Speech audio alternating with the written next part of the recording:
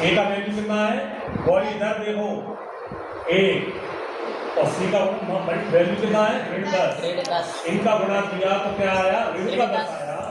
जो ये बताता है, ऋण चिन्ह बताता है कि इसके जो फैक्टर पेयर होंगे उनका अंतर 3 होना चाहिए। तो हमने देखा 10 के फैक्टर क्या होते हैं, 10 एकम 10, इनका अंतर करने से कितना हो रहा है 9। तो दूसरा फैक्टर पेयर देखो 2 पंजे 10 और 5 और 2 का अंतर कितना होता है 3, जो अपन को चाहिए था। तो यहाँ पर क्या लिखेंगे, मिडिल टर्म इसको बोलते हैं गुणनखंड विधि या मिडिल टर्म स्प्लिटिंग मेथड। जो ये 3 है, इस 3 की जगह पर आप लिख देंगे इन्हीं पेयर्स को क्या लिख देंगे, 5 माइनस कितना होता है 3 तो होता है यस। और जो जैसा लिखा है एज इट इज, इसको यहाँ पर लिख दिया इक्वल टू 0। इसको एक बार और सॉल्व किया तो जो हो जाएगा एक्स स्क्वायर, माइनस का मल्टीप्लाई किया तो माइनस 5x, क्योंकि एक्स का भी मल्टीप्लाई होगा, फिर माइनस का माइनस से मल्टीप्लाई किया तो कितना हो जाएगा प्लस 2x, और ये माइनस 10 ऑलरेडी लिखा हुआ है इक्वल टू 10। पहले 2 टर्म्स में देखते हैं, कोई भी कॉमन चीज होती है उसको कॉमन ले लेते हैं, है ना। तो यहाँ पर आप देखेंगे एक्स स्क्वायर होता है x इंटू एक्स, इसका 5 इंटू एक्स।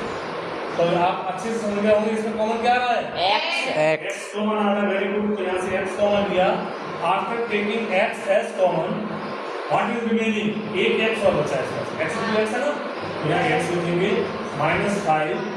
दूसरे में से कॉमन लेने से पहले ही आप दूसरे ब्रैकेट में एज इट इज अगेन क्या लिखेंगे, x माइनस 5। लेकिन ये x माइनस 5 कब आया, जब x के आगे से प्लस 2 हटा, यानी प्लस 2 इसमें से इन दोनों में से कॉमन है, तो 5 का होता है।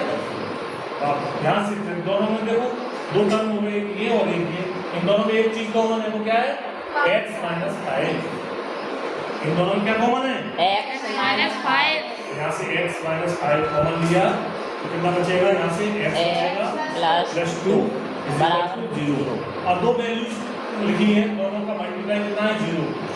इसका मतलब ये है ये 0 है या ये 0 या ये दोनों ही 0 है, क्योंकि किसी एक के 0 बिना दोनों 0 नहीं हो सकते, है ना।